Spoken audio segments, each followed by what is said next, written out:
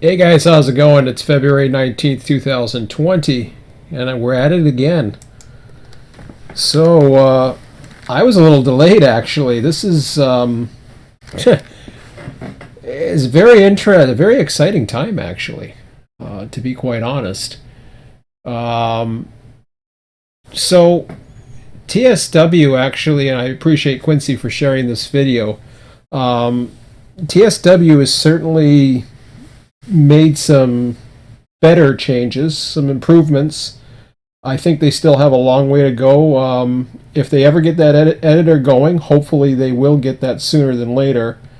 I foresee a lot of potential.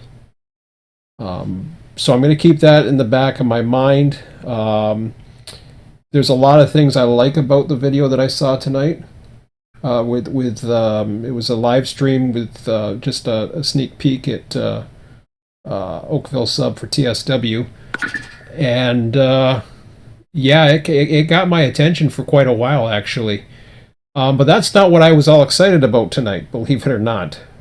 Around noon today, I started.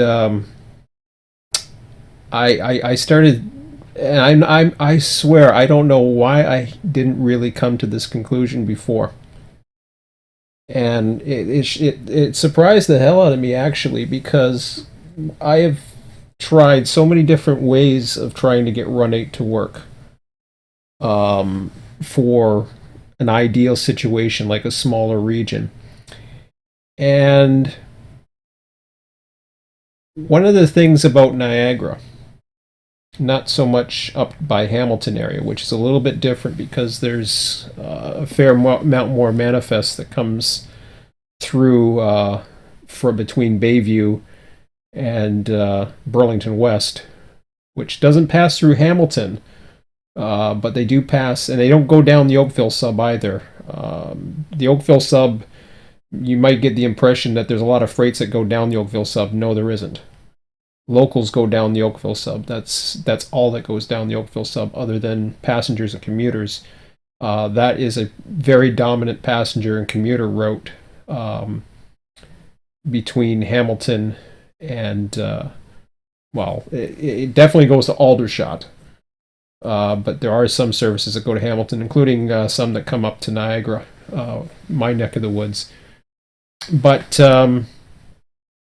yeah, this got me really excited because I started thinking about Run8 a little bit more, and I went back to the whole, if only there was that smaller region. I've been saying that for a long time, and I also have recently been thinking a lot about Niagara and trying to. What started was I was first starting along the lines of, well, I could try a yard system or a yard master simulation or something.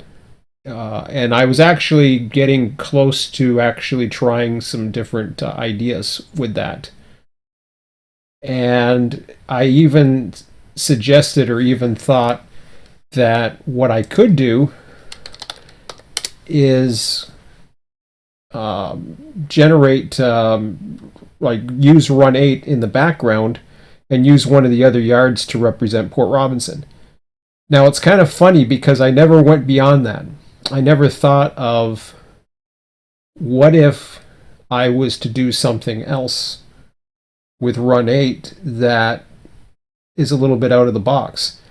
Now Scott and I did something where we took, before the Lone Pine branch was an add-on that was available, we actually used parts of it, or he thought of using parts of it out in the desert, and we were doing some of that. For me personally, I wasn't a big fan of it. I don't know why, because it didn't seem like it just didn't match what I was looking for exactly. But maybe I didn't give it a chance, or maybe I didn't understand what trains would be running it, but it didn't seem like there was that much traffic. So I didn't want to just have to deal with locals. So then I never really went back to that again. I always treated each section uh, as a prototypical section. So when I had my projects, for example, in Florida, when I did the I did Waycross, I treated it prototypically. When I did the project over on the Sanford sub, I did that prototypically as much as I could. When I did Mojave, I did that prototypically. All the ones that I tried to emulate in smaller areas, I always tried to keep it prototypical. As far as I recall, at least every one of them that I can think of, Mojave. I even had something to screw the prototype for a while, and that should have rang a bell with me, because once I did screw the prototype, and this is another little project idea that I had, and it just didn't have the legs because I believe screw the prototype, if I recall, or at least one of them was, we were just running a lot. There was trains that were generating themselves and running, and it just seemed like I was seeing a bunch of meaningless trains. And I was dispatching them while I was trying to actually switch and do some meaningful stuff. So there was a lot of meaningless stuff combined with the meaningful stuff, and the meaningless stuff was really getting to me, especially with very little to no interest. So here's how I'm going to show you. Well, it's 7:21. I've got a little bit of time here. I believe I've shown you guys where basically my neck of the woods is. Let me see if I can go a little bit further here and go to a site of my friend's. Well, let's see if I can remember his site. So this is Niagara Rails and North American maps. That's interesting.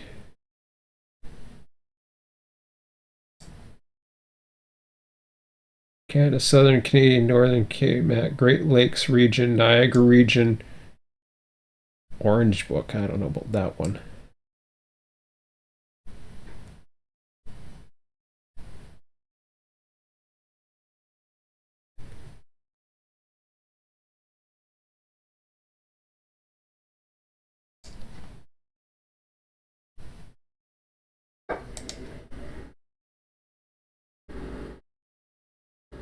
Well, that isn't too bad.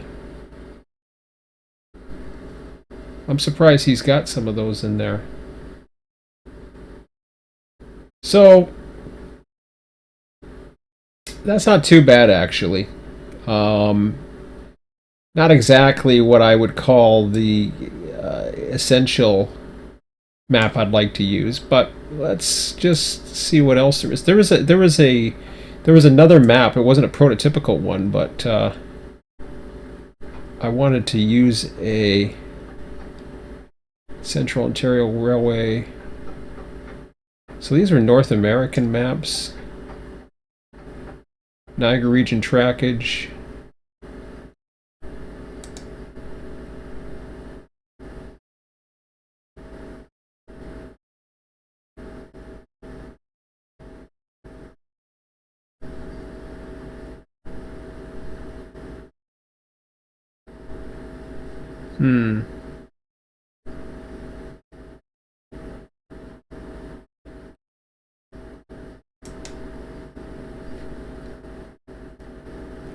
Just give me a second here. No, I don't see the map that I'm looking for. But so let's just go with this one to save some time. So what you're seeing here is an older map, but it plays into a lot of what was going on back in the day. This is the Welland Ship Canal. Now this is St. Catharines. I live here, and what used to be a double track main line, this has actually been reduced to single track between Jordan and Grimsby. So there's a single track section in this area. So it's not exclusively double track. This yard no longer exists. and only the Maple Leaf is, and Maple Leaf and Go commuter service is the only trains that run here. The only train that goes over this bridge is the Maple Leaf. So the Amtrak Maple Leaf comes through in the morning at about 10 o'clock in the morning. It returns at about 6 o'clock at night. So on the Stamford sub, that I don't know what that siding must be up at Stamford. That no longer exists. This bridge is no longer here. That's gone. And a lot of the lines here, this is actually a short line now, basically called the Port Colborne Harbor Railway. This line, which one here? The Cayuga sub it only goes to feeder here anymore, and this is part of Trillium's line, as well as that. This line is gone, as is this line. And the only way to get to the Port Colborne Harbor area is, and there's industries here, is a newer line was built up to reach it. So it just basically continued off of here, and it actually reaches this area now. So this is all connected once this bridge was taken out. So this bridge has been taken out. This section is still in for a little bit, for about one car a week or something like that. And mainline trains for CN, the only ones that are operating right now are 421 and 422. 421 comes out of Toronto, comes around the lake, comes back through Hamilton, comes back down this way, stops at Port Robinson, and basically it's everything that comes into Niagara. And then it gets broken down into the local jobs, the interchange run that heads down through the tunnel. What you don't see here is this has changed quite a bit. This is no longer a CN line. This is the CP main line. So it actually runs through. It actually runs through down here, and then there's a Y here at Robbins, and so if you want to access CP, or CP wants to access this yard, this is a tiny little yard called Southern Yard. This is where CP does the interchange. They used to do it in Niagara Falls when CP used to run in Niagara Falls. CP's not shown here, or former Conrail. So what will happen out of Port Robinson is you will have there's a fair amount, nice little industry, chemical plant in here that gets served, as well as anything that feeds this section all the way up to St. Catharines. They do have access to cross the Grimsby sub. This line is no longer existing. This part, as well as this section, is no longer here. So it's just a tiny bit up to here. I think it is up to there. This part is no longer there. So what happens is, if there's anything for Trillium, an interchange run comes down, goes through the Y, and hooks up to feeder yard. Feeder yard then is where Trillium takes all the cars and distributes them through the western side of the Welland Canal, all the way from here all the way down to Port Colborne. So from Lake Ontario to Lake Erie, basically St. Catharines to Port Colborne, they run as a short line. There's also the one local I said that goes down there, the one car that goes down there, the industries that are here, and the interchange with CP. Canadian Pacific comes out, interchanges. There's another little industry here. Niagara Falls, there is also one industry that's back in service called Lubrizol right around the curve here. There are no other industries on the Grimsby sub that is served by Niagara. The next industries isn't until you get west of here towards Stony Creek into the Hamilton area, where there's plenty of industries, as you will see in Train Sim World's latest offering. There's a lot of stuff going on there, so that's cool. But Niagara is not as busy as Hamilton. However, it is very manageable by one person or maybe two, maybe three people if this was done. So, what my focus is Port Robinson Yard. 421 comes in the morning, as 422 is also leaving at around the morning. So 421 will come in, it'll bring in all the cars. What it does, its main purpose is to divide, it basically is a supplier train for Niagara. It brings in all the local industries that are served by actual, now they used to have switcher engine, but they actually use the road units. And these are the big units. We're talking big, I don't know what the engines are these days. I'm not an engine expert, but these are big engines. These aren't little switcher engines. These are the big road mainline units that would run. And then it would service the it would then, like, it would take one engine and go do the interchange. Maybe I don't know if it takes two. I haven't followed it in a while. They used to have switcher engines in Port Robinson up to a year ago, but I haven't really followed what these guys do in a long time. There's a industry switcher that comes out to Southern Yard as well. There's a pipe plant, so that serves that as well. So the one switcher will go into here, service the chemical industry, and then there's another switcher that comes down here when it's doing the interchange. It works here for the interchange with CP, picks up anything for CP on its way back to Port Robinson, but its run is to interchange with feeder. So it does the interchange with feeder, comes back, anything that Port Colborne Harbor supplies, brings it back up. He picks up the CP at Southern Yard on the way back, goes into Port Colborne, or Port Robinson, I should say, and basically that's the whole thing. So what you're basically breaking it down to is there's easy components. You're breaking it down into locals. You're breaking it down into a block for Canadian Pacific, which would be dropped here on the way south, and you are looking at a Trillium block, and you're looking at various local blocks. So maybe 3-4 blocks there.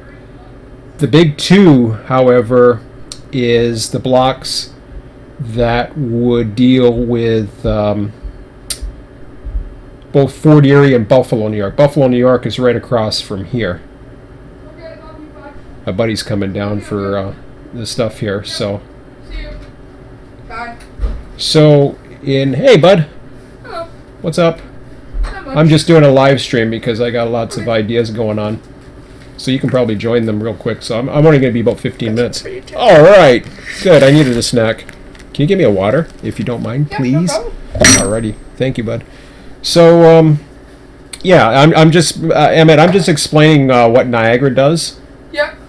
By the way, I just saw a sneak peek at the TSW stuff for Yeah. Oakville. Holy crap, is that nice?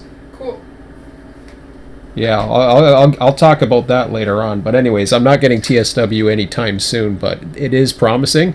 They have all of Hamilton Harbor, and they have the Oakville sub. They have the yard that what the hell's that yard that we saw? Parkdale? They have Parkdale Yard.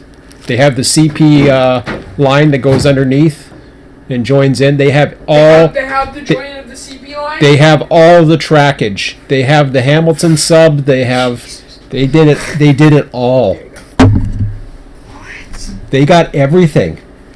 They've got it down to a That's T. nuts. Yeah, I know. Did they go past Parkdale? Yes, they did. How far? Just a little east. There's there must be an industry a little east of Parkdale. Stony Creek Industry? No, I don't think they go that far. There's some line that comes out.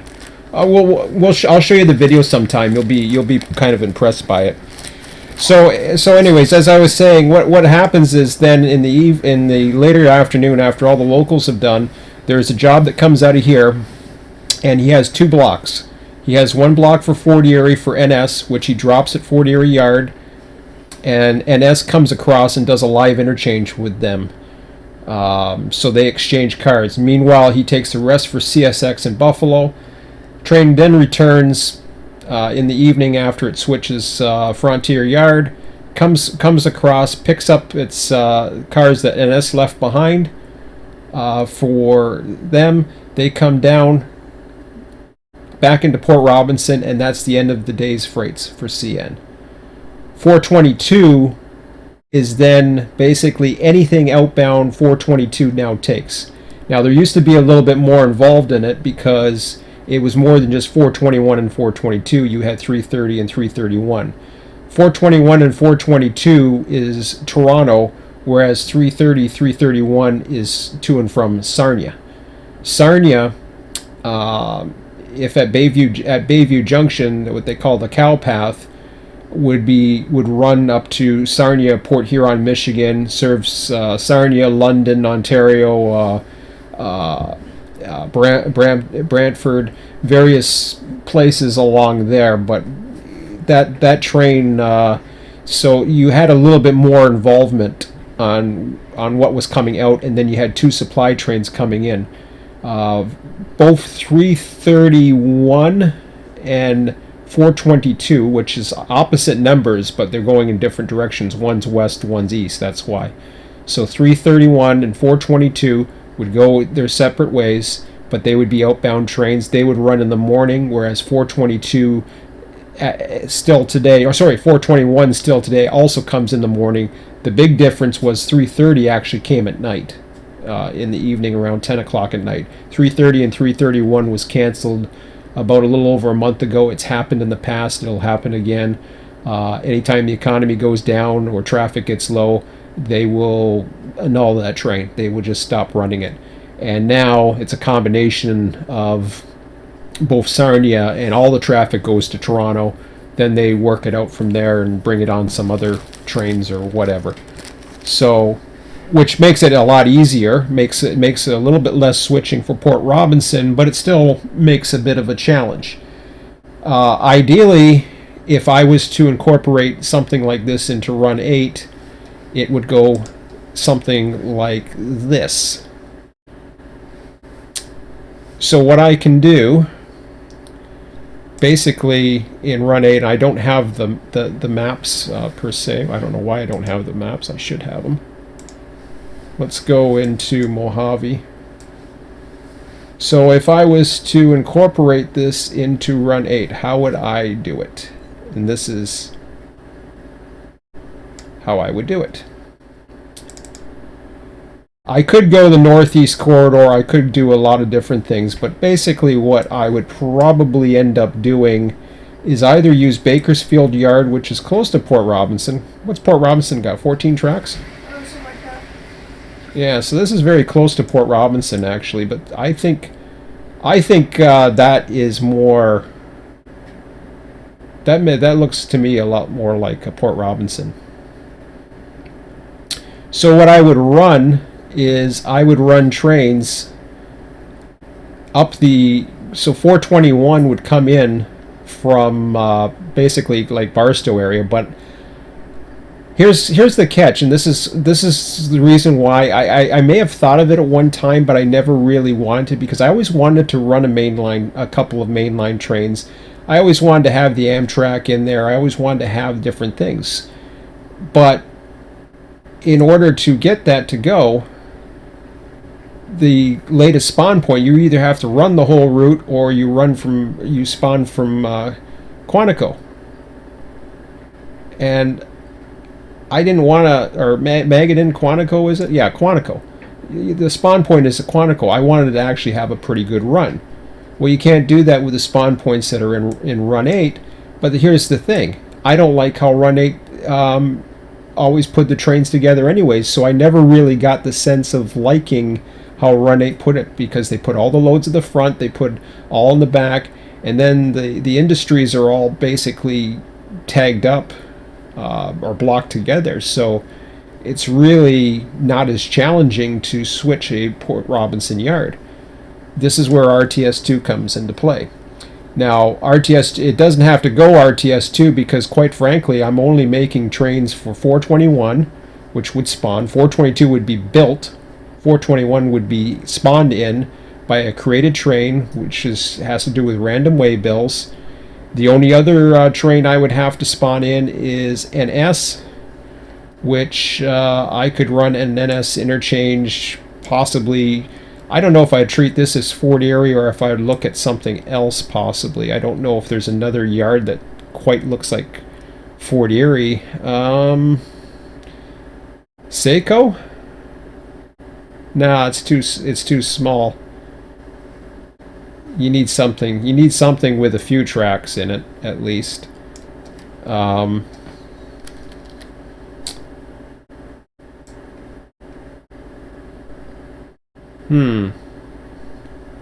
I don't know if there's another yard. Edison, possibly. Calente's possible. Calente's a possibility. It's a lot larger in width at the bottom. What's that? It'd be very similar, but a lot larger in width at the bottom. Yeah, because this would actually work pretty good for an NS interchange. But I don't know if I would want to do that necessarily. I would actually, if I, yeah, because then I could spawn something like that. What's up at Summit here?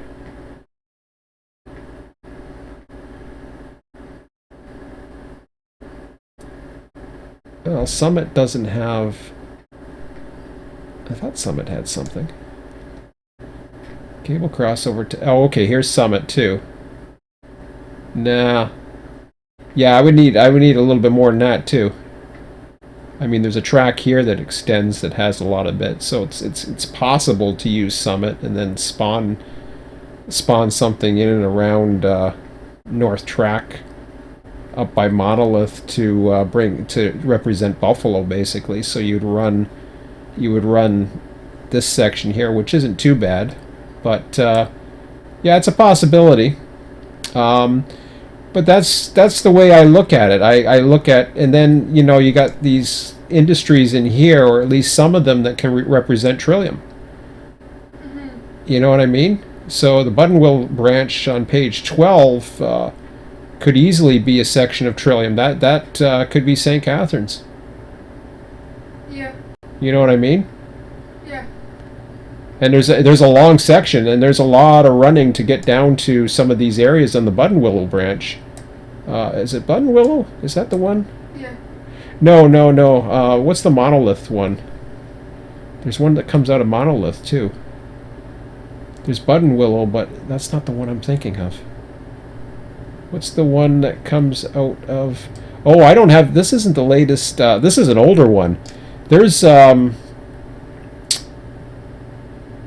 yeah, there's the other industries that come out of here too. So there's a lot of potential. Let's just keep it at that. So, anyways, you know, without beating a dead horse here, I'm very excited. I've been excited all day. I'm very excited for TSW too, down the road. So if Run8 doesn't get its, you know, if it doesn't get its act together and TSW keeps on going, well then guess what?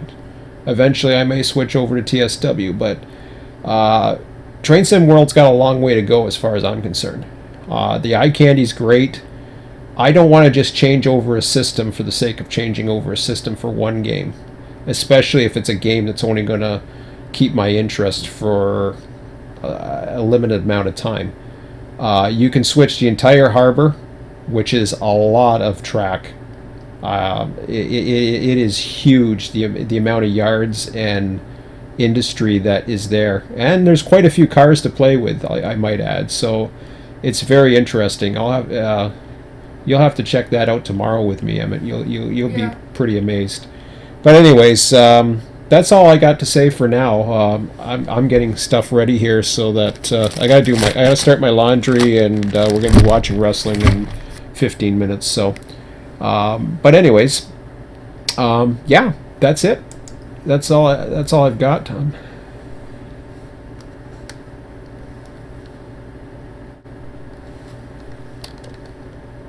The physics don't compare.